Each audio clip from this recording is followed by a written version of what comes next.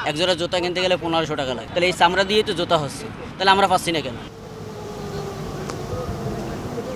দেশের অর্থনীতির সম্ভাবনাময়ী খাত চামড়া শিল্প, তবে নির্দিষ্ট স্থানের অভাবে এই খুলনা অঞ্চলে চামড়া শিল্প ধসের দিকে যাচ্ছে বলে অভিযোগ করেছেন এখানকার ক্রেতারা। এবং চামড়া ব্যবসায়ীরা যেটি বলছেন যে একসময় খুলনা শহরের প্রায় শতাধিক চামড়া ব্যবসায়ী থাকলেও এই খাত থেকে বিভিন্ন কারণেই তারা অন্য পেশায় নিয়োজিত হয়েছেন। তারা যেটি বলছেন ট্যানারি মালিক এবং বিভিন্ন যে চামড়া ব্যবসায়ী রয়েছেন তাদের বকেয়া টাকা নির্দিষ্ট সময় না পাওয়া এবং খুলনা চামড়া সংরক্ষণের এবং কেনাবেচার সঠিক স্থান না থাকার কারণে কিন্তু এই ধস নেমেছে। কিছু বছর চামড়ার দাম ছিল 1000-1500, আর এখন তো মনে করেন দূরে কিনেছে 500 টাকা। এক জোড়া জুতা কিনতে গেলে 1500 টাকা লাগে, তাহলে এই চামড়া দিয়েই তো জুতা হচ্ছে, তাহলে আমরা পাচ্ছি না কেন? টিভিতে দেখি 600-700 টাকা দাম চামড়ার, সামনে এসে বেচলাম 220 টাকা। নগদের কাছে সব গ্রাহকই প্রিয়, তাই তো সারা দেশে ক্যাশ আউট চার্জ সবচেয়ে কম।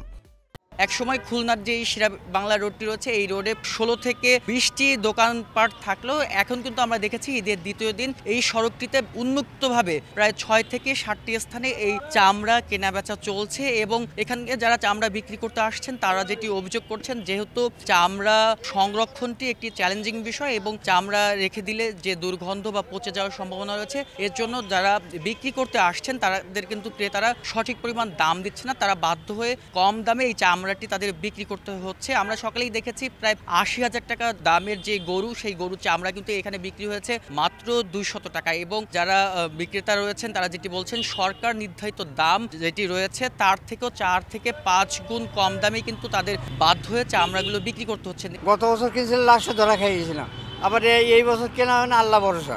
পর্যাপ্ত টাইমের মধ্যে এটা লবণযুক্ত না করার কারণে এটা নষ্ট হচ্ছে, যার কারণে এটা দূরে নেওয়া সম্ভব না। ক্রেতারা যেটি বলছেন যে অন্যান্য বছরের যে অভিযোগগুলো থাকে লবণের দাম বৃদ্ধি, এরপরে অন্যান্য যে অভিযোগ সিন্ডিকেট, সেগুলো কিন্তু নেই, লবণের দামও স্বাভাবিক রয়েছে। তাছাড়া অন্যান্য বছর দেখা যায় যে বাহির থেকে বিভিন্ন ঢাকা থেকে যে ট্যানারি মালিক রয়েছে, বিভিন্ন ব্যবসায়ী রয়েছেন, তারা শহরে প্রবেশ করেন এবং শহর থেকে চামড়া কিনে নিয়ে যান বিধায় কিন্তু তারা লোকসানের মুখে পড়েন। এবছর কিন্তু তেমন কোনো কিছু অভিযোগ তাদের নেই, তারা কিন্তু এখন পর্যন্ত শহরের বাইরে থেকে কেউ চামড়া কিনতেও আসেন, তারা নিজেদের কাছেই কিন্তু এই চামড়াটি রেখেছেন। কিন্তু চামড়া সংরক্ষণটি একটি চ্যালেঞ্জিং বিষয় তারা বলছেন। আমরা দেখতে পাচ্ছি যে উন্মুক্ত স্থানে লবণ দিয়ে তারা চামড়া সংরক্ষণ করছেন। তাছাড়া আমরা দেখেছি খুলনা সিটি বাইপাস রোডে যেখানে বড় একটি গোডাউন রয়েছে, সেখানেও আমরা দেখেছি সকাল থেকে যে চামড়া সংরক্ষণের যে প্রক্রিয়া, সেই প্রক্রিয়ার ফলে মহাসড়কের উপরে একেবারেই চামড়ার যে বর্জ্য সেগুলো ছড়িয়ে ছিটে আছে। সেই সড়ক থেকে যানবাহন চলাচল অনেকটা চ্যালেঞ্জিং এবং ঝুঁকিপূর্ণ।